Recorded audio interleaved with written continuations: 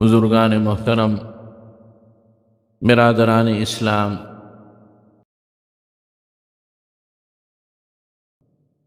اللہ کے نبی صلی اللہ علیہ وسلم نے اپنی امت کو رہتی دنیا تک، قیامت کے دن تک ایسی لازوال اور ایسی خوبصورت، ایسی جامع اور مانع نصیحتیں فرمائی ہیں جو ہماری دنیا و آخرت کے لیے سرمایہ ہے، ہماری دنیا کی کامیابی کے لیے بھی اور آخرت کی بھی ہمیشہ ہمیشہ کامیابی کے لیے بہترین نصائح ہیں۔ اور ان نصائح کو، ان فرمودات کو جناب نبی کریم صلی اللہ علیہ وسلم کے ان خوبصورت کلمات کو میں اکثر آپ حضرات کے سامنے عرض کرتا رہتا ہوں۔ آج کی اس نشست میں بھی نبی کریم صلی اللہ علیہ وسلم کے کچھ ایسے کلمات ہیں کہ جن سے فائدہ اٹھانا چاہیے اور ان پر عمل کرنا چاہیے۔ ہم بہت کچھ سنتے ہیں اور بولتے ہیں، لیکن اس کے مقابلے میں عمل کی توفیق کم ہوتی ہے، اس لیے کہ بیان کا سننا برائے سننا ہے۔ 15 سے 20 منٹ کا ایک تلذذ حاصل کرنا اور اس کے بعد ہر چیز کا ہوا ہو جانا، یہ وعظ و نصیحت کا مقصد نہیں۔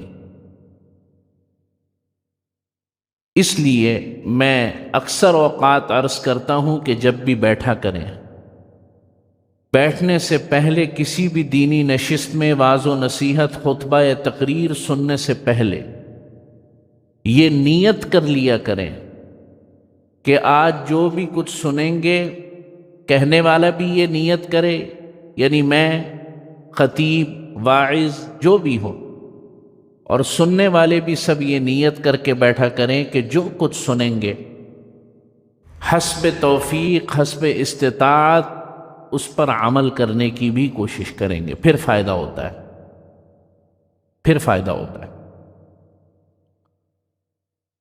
چنانچہ نبی کریم صلی اللہ علیہ وسلم نے ایک موقع پر ارشاد فرمایا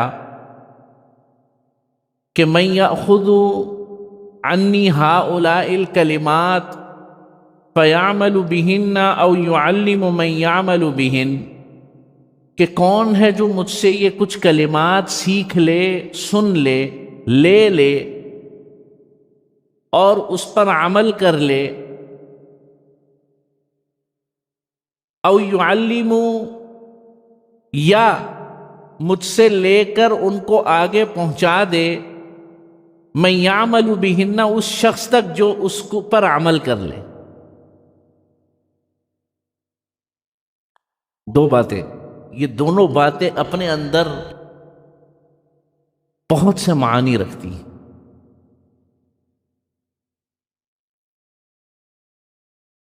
پہلی بات ارشاد فرمائی، کوئی ہے جو مجھ سے کچھ کلمات لے لے اور اس پر عمل کر لے۔ فرق ہے یا نہیں ہے؟ آپ سوچیں گے کہ فرق کیا ہے دونوں میں۔ او یعلم من یعمل بہن، یا کوئی ایسا ہے جو مجھ سے لے کر ان کلمات کو آگے پہنچا دے، پڑھا دے اور اس پر کوئی عمل کر لے۔ سبحان اللہ۔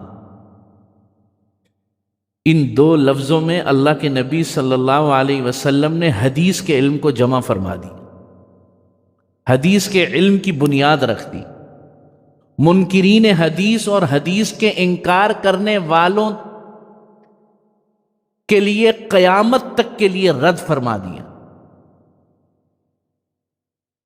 اس لیے کہ بعض لوگ یہ کہتے ہیں نا، آپ کو ملیں گے، فتنوں کا دور ہے، دینی فتنے بھی ہیں، دنیاوی فتنے بھی ہیں، بعض احمق لوگ ملیں گے، او ہو، اور بھائی یہ حدیثیں نعوذ باللہ من ذالک، یہ حدیثیں تو 100 سال بعد، 150 سال بعد، 200 سال بعد جمع ہوئیں، ان کی کوئی کریڈیبلٹی نہیں،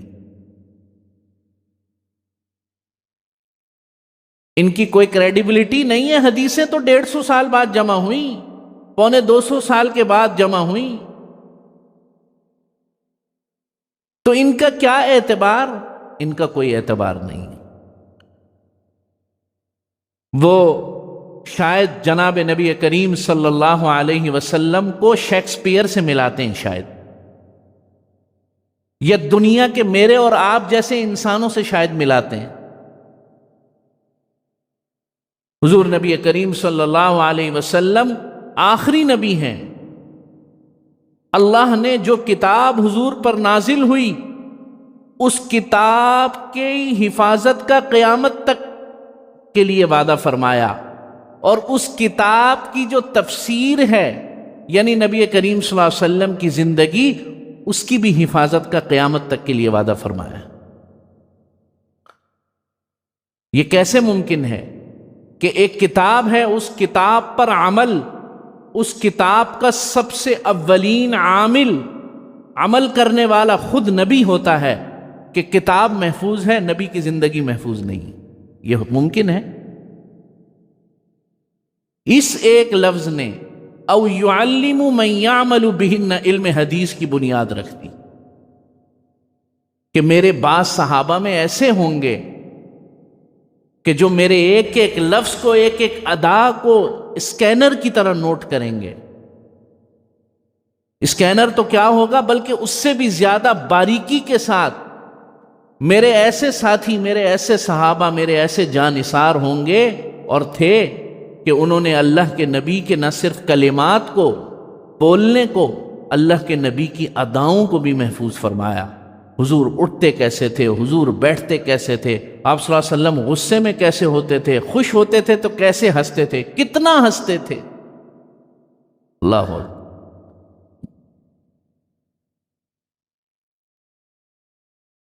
تو میں عرض کر رہا تھا بہرحال یہ کہ حضور نے فرمایا کوئی ہے جو مجھ سے کچھ کلمات لے لے؟ فقال ابو ہریرہ رضی اللہ تعالی عنہ فقلت انا یا رسول اللہ، تو حضرت ابو ہریرہ فرماتے ہیں کہ میں نے نبی کریم صلی اللہ علیہ وسلم سے فرمایا یا رسول اللہ میں آپ سے وہ کلمات لوں گا۔ حضرت ابو ہریرہ رضی اللہ تعالی عنہ کو اللہ نے بڑی خاص فوقیت عطا فرمائی کہ علم حدیث کا ایک بہت بڑا ذخیرہ حضرت ابو ہریرہ رضی اللہ تعالیٰ عنہ سے روایت ہوا۔ حالانکہ اسلام بہت دیر سے لائے، اور مرویات ان کی احادیث میں سب سے زیادہ۔ خود فرماتے ہیں اپنے بارے میں کہ لوگ صبح کو فجر کی نماز پڑھتے تھے، کوئی کاروبار پر نکل جاتا تھا، کوئی کھیتی باڑی میں لگ جاتا تھا، کوئی بازار چلا جاتا تھا، کوئی اپنے جانوروں کی رکھوالی شروع کر دیتا تھا، کوئی اپنے گھریلو امور میں مشغول ہو جاتا تھا۔ میں اللہ کے نبی کے لبوں سے نکلتا ہوا ہر لفظ سنتا اور اس کو یاد کرتا تھا۔ حالانکہ اگر صحبت دیکھی جائے تو سب سے زیادہ حضور کی صحبت حضرت ابوبکر صدیق رضی اللہ تعالیٰ عنہ نے اٹھائی، لیکن یہ اللہ کا فضیلت ہے، جس کو چاہے جو چاہے جیسے چاہے عطا فرما دے۔ چنانچہ حضرت ابوبکر سے بہت قلیل روایات مروی ہیں، اور حضرت ابو ہریرہ سے جو آخر میں تقریباً 7 یا 8 ہجری میں اسلام لے کر آئے، حدیث کا سب سے بڑا ذخیرہ ان سے روایت کیا گیا۔ وہ فرماتے ہیں کہ لوگ آتے تھے، مجھے دیوانہ سمجھتے تھے، تن پر نہ کپڑے ہوتے تھے، صفہ کے چبوترے پر پڑا رہتا تھا ہر وقت، اور آپ علیہ الصلوۃ والسلام جو کچھ اپنی زبان اطہر سے نکالتے یا جو کچھ عمل کرتے میں اس کو یاد کرتا تھا، بس میرا یہی کام تھا اور کوئی کام نہیں۔ فقلت یا رسول اللہ انا یا فرمایا فقلت انا یا رسول اللہ، کہنے لگے یا رسول اللہ میں ہوں وہ جو آپ کلمات کہنا چاہتے ہیں، بتائیے کیا فرماتے ہیں؟ حضور نے فرمایا فاخذ بیدی فعد خمسا، آپ صلی اللہ علیہ وسلم نے میرا ہاتھ پکڑ لیا اور مجھے 5 چیزیں ارشاد فرمائیں. ہاتھ پکڑ لیا اور 5 چیزیں ارشاد فرمائیں. واعظ کو، مبلغ کو، ناصح کو، خیر کی بات کرنے والے کو انداز بھی اچھا اختیار کرنا چاہیے، ورنہ بات کرنے کا اثر نہیں ہوتا. صحیح بات ہے، کرخ لہجے میں اور اپنا روب جماتے ہوئے، اپنا دھونس جماتے ہوئے صحیح بات بھی آدمی کرے گا، کوئی فائدہ نہیں. اور حضور علیہ الصلوۃ والسلام جن کی جان پر صحابہ اپنی جانوں کو نچھاور کرتے تھے، حضور بھی اس بات کا اہتمام فرماتے تھے کہ میں اپنے صحابہ کو اس انداز سے بات کروں کہ بات ان کے دلوں میں اتر جائے اور ان کو مجھ سے انسیت محسوس ہو. اب یہ ہاتھ پکڑنے کا کیا مقصد ہے؟ یہی کہ جو بات میں کہنے لگا ہوں وہ انسیت کی اس کیفیت میں ہو کہ میرا ساتھی، میرا صحابی جو ہے مجھے اپنے قریب محسوس کرے. آپ سمجھ رہے ہیں بات؟ دیکھو حضور کی کوئی ادا ایسی نہیں ہے جو حکمت سے خالی نہ ہو. ہم شکایت کرتے ہیں کہ بچوں کو یہ بات کرتے ہیں، اولاد کو یہ کہتے ہیں، بچے بات نہیں مانتے. اکثر اوقات آپ کے بات کہنے کا طریقہ ٹھیک نہیں ہوتا. حضرت مفتی شفیع صاحب رحمۃ اللہ علیہ نے معارف القرآن میں لکھا ہے ایک جگہ، حق بات حق طریقے سے، حق بات حق طریقے سے اور حق نیت سے اگر کی جائے، صحیح بات صحیح طریقے سے صحیح نیت سے اگر کی جائے تو یہ ممکن نہیں ہے کہ اس کا اثر نہ ہو. ان تینوں چیزوں میں سے کوئی ایک چیز ہماری مس ہوتی ہے تو ہماری صحیح بات بھی کنوے نہیں ہو پاتی، صحیح بات بھی جو ہے کنیکٹ نہیں کر پاتی اگلے کے دماغ تک. یا تو بات صحیح کریں گے، طریقہ بھی صحیح ہوگا، نیت صحیح نہیں ہوگی، تانے کا انداز ہوگا، طنز کا انداز ہوگا. دونوں چیزیں صحیح ہوں گی، غصے میں کہیں گے، دھونس دھاندلی جما کر کہیں گے، تب بھی اثر نہیں ہوگا. تو نبی کریم حضرت ابو ہریرہ فرماتے ہیں نبی کریم صلی اللہ علیہ وسلم نے میرا ہاتھ پکڑا اور فرمایا اتق المحارم تکن اعبد الناس. اے ابو ہریرہ محرمات سے بچو، تو سب سے زیادہ عبادت کرنے والا ہو جائے گا، سب سے زیادہ عابد بن جائے گا. اتق المحارم، محرمات سے بچو، حرام کاموں سے بچو، تم سب سے زیادہ عبادت کرنے والے بن جاؤ گے. نفل نہیں گنوائے، نفلی روزے نہیں بتائے، صدقے کی کوئی اماؤنٹ نہیں بتائی. یہی سب سے بڑی غلط فہمی ہے ہمارے یہاں کہ ہم عابد اس کو سمجھتے ہیں کہ جو حلیے سے عابد لگتا ہو. وہ بھی لگنا ضروری ہے، وہ بھی، اس کا میں انکار نہیں کرنا، اس کے فوائد سے انکار نہیں ہے، لیکن ہمارے نزدیک عبدیت کا، عابد گزار بندے کا مفہوم یہ ہے کہ جو سب سے زیادہ تسبیحات پڑھتا ہو، جو ہر وقت نوافل میں رہتا ہو، کام اس کا سود کا ہے. آپ سمجھ رہے ہیں بات؟ تسبیح اس کے ہاتھ میں اتنی بڑی ہے، اور حاجی صاحب حج ایک بھی نہیں چھوڑتے، لیکن مارکیٹ میں کروڑوں روپے دینا ہے لوگوں کا. فرمایا محارم سے بچو. محارم کیا ہیں؟ دو باتیں سمجھ لیں. ہر وہ کام کہ جس کو قرآن و سنت نے فرض و واجب قرار دیا ہے کرنا، نماز، روزہ، زکوٰۃ، حج اگر فرض ہے، ہر وہ کام جس کو شریعت نے واجب یا فرض قرار دیا ہے اسے چھوڑنا حرام، اور ہر وہ کام جسے شریعت مطہرہ نے حرام کیا ہے اسے کرنا حرام۔ ظاہری گناہوں میں زنا، چوری، ڈکیتی، لوگوں کے حقوق کا مارنا، لوگوں کے حقوق کو غصب کرنا، امانت میں خیانت کرنا، جھوٹ بولنا، یہ تمام کے تمام ظاہری گناہ محرمات۔ اور باطنی گناہ، دل میں بغض رکھنا، حسد رکھنا، لوگوں کے لیے نیت کا برا رکھنا، منافقت کا رکھنا، یہ تمام کے تمام باطنی گناہ، یہ سب محرمات ہیں۔ چنانچہ محرمات کتنے ہوئے؟ 2۔ ہر وہ کام، وہ فرض و واجب جس کے اللہ نے کرنے کا حکم دیا ہے اس کو چھوڑنا محرمات، اور ہر وہ کام جس کو اللہ نے کرنے سے روکا ہے اس کو کرنا حرام، یہ 2 چیزیں محرمات۔ چنانچہ فرمایا اتق المحارم، محرمات سے بچ جاؤ، تکن اعبد الناس، سب سے زیادہ عبادت گزار بن جاؤ۔ باقی تسبیحات، نوافل، سنن، مستحبات پر عمل کرنا وہ اس کے بعد، بنیاد مضبوط ہونی چاہیے۔ بزرگان دین نے ایک بڑی اچھی مثال دی کہ نیکی کے ساتھ گناہوں کی، محرمات کی مثال ایسے ہے کہ جیسے ایک پیالہ ہے، بڑا پیالہ، اور نیچے سوراخ ہے، پانی بھرتے جاؤ خالی ہوتا جائے گا، کوئی فائدہ نہیں۔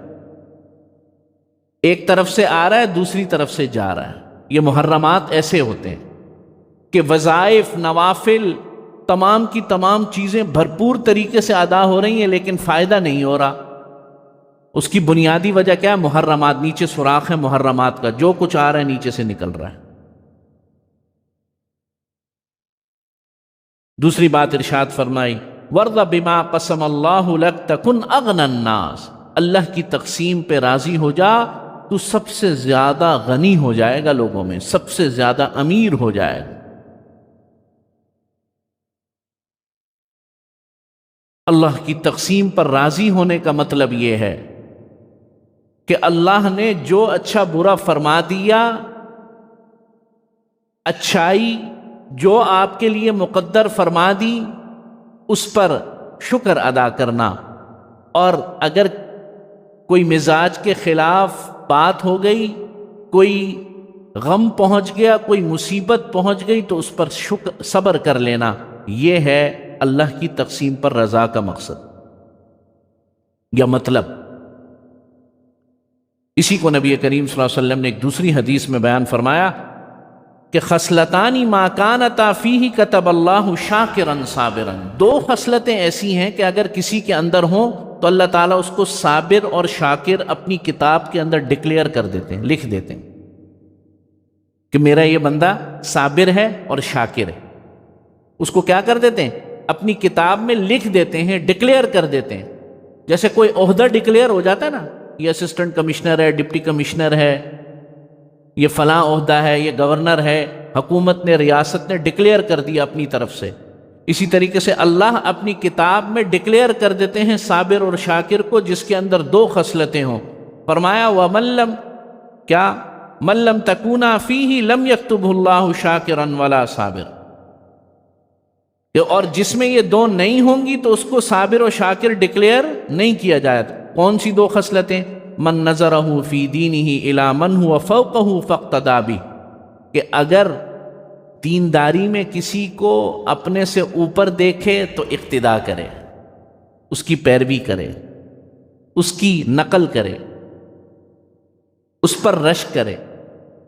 اور آگے فرمایا کہ وَنَظَرَ فِي دُنْيَاهُ إِلَى مَنْ هُوَ دُونَهُ فَحَمِدَ اللَّهُ عَلَى مَا فَضَّلَ، اور اگر دنیا داری کے اندر اپنے سے نیچے کسی کو دیکھے تو اللہ نے جو اس پر فضل کیا اس پر اللہ کا شکر ادا کرے۔ یہ شخص جو ہے کیا ہے؟ صابر بھی ہے، شاکر ہے۔ اللہ نے اس کو ڈکلیئر کر دیا کہ جو شخص دینی امور کے اندر اپنے سے اوپر کو دیکھتا ہے اور دنیاوی امور میں اپنے سے نیچے کو دیکھتا ہے، اللہ تعالیٰ اس کو اپنی کتاب میں صابر و شاکر ڈکلیئر کر دیتے ہیں۔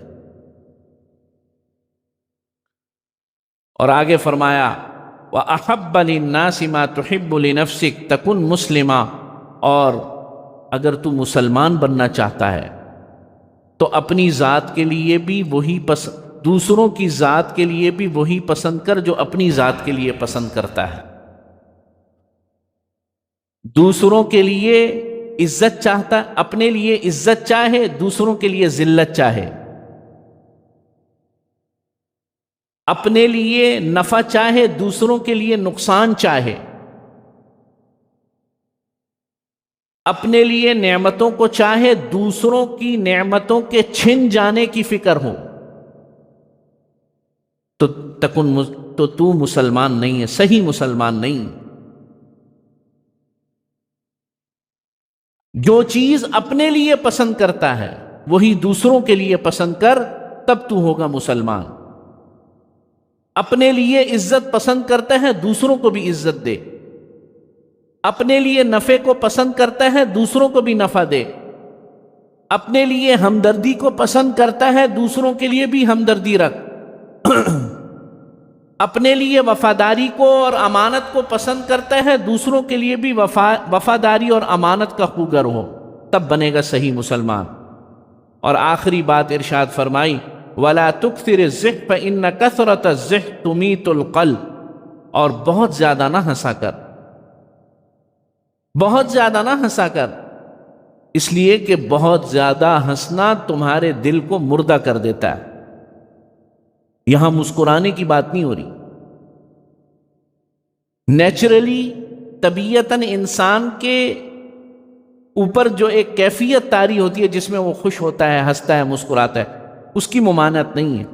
ہر وقت ایسے مشاغل میں رہنا، ہر وقت جو ہے وہ دوستی یاری میں لگے رہنا، ہر وقت مجلس آرائی میں لگے رہنا، اور اللہ کے اور ایسی مجلسوں میں لگے رہنا کہ جس سے نمازیں بھی چھوٹ رہی ہیں، عبادتیں بھی چھوٹ رہی ہیں، دوسروں کی غیبتیں ہو رہی ہیں، دوسروں کی برائیاں ہو رہی ہیں، بہتان لگائے جا رہے ہیں۔ اللہ فرماتے ہیں کہ ایسی مجلسوں میں نہ بیٹھ، یہ ہنسنا جو ہے تیرے دل کو جو ہے مردہ کر دے۔ اور آخری بات ارشاد فرمائی وَأَحْسِنْ إِلَىٰ جَارِكَ تَكُنْ مُؤْمِنًا، اور اگر صحیح مسلمان بننا، مومن بننا چاہتا ہے تو اپنے پڑوسی کے ساتھ اچھا ہو جا، اپنے پڑوسی کے ساتھ اچھا سلوک کر۔ حضرت عائشہ رضی اللہ تعالی عنہ فرماتی ہیں کہ ایک دفعہ نبی کریم صلی اللہ علیہ وسلم نے فرمایا کہ ما زال یوصینی جبریل حتی ظننت انہ سیورثہ، کہ حضرت جبریل علیہ السلام نے مجھے جسے کہنا چاہیے اس قدر زیادہ اور اتنی متعدد بار مجھے پڑوسیوں کے حقوق بتائے۔ حضور فرما رہے ہیں ما زال یوصینی جبریل حتی ظننت انہ سیورثہ، کہ میں گمان کرنے لگا شاید پڑوسی جو ہے وہ وراثت میں بھی شریک ہو جائے، اتنا زیادہ۔ اور پھر میں نے کئی دفعہ عرض کیا کہ پڑوسی کا مطلب یہ نہیں ہے کہ جس کے جو ہے دیوار ملی ہوئی۔ اس وقت آپ جتنے لوگ بیٹھے ہوئے ہیں سب پڑوسی ہیں، دوسرے عارضی پڑوسی ہیں۔ ایک دوسرے کی مجلس کا خیال کرنا یہ بھی پڑوسی ہے۔ بس میں سفر کرتے ہیں دونوں ساتھ بیٹھے ہوئے، یہ عارضی پڑوسی ہیں۔ جہاز میں سفر کر رہے ہیں، ٹرین میں سفر کر رہے ہیں، یہ عارضی پڑوسی ہیں۔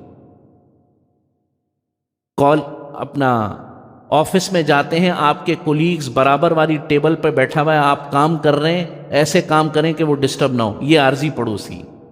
یہ سب پڑوس ہے۔ ہاں البتہ وہ پڑوس جو کہ گھر کا پڑوس ہے وہ تو مستقل پڑوس ہے، اس کے تو بہت زیادہ حقوق بیان فرمائے۔ بہرحال اللہ کے نبی صلی اللہ علیہ وسلم نے 5 باتیں ارشاد فرمائیں۔ اللہ سے دعائے توفیق عمل نصیب فرمائے۔ وآخر دعوانا الحمدللہ۔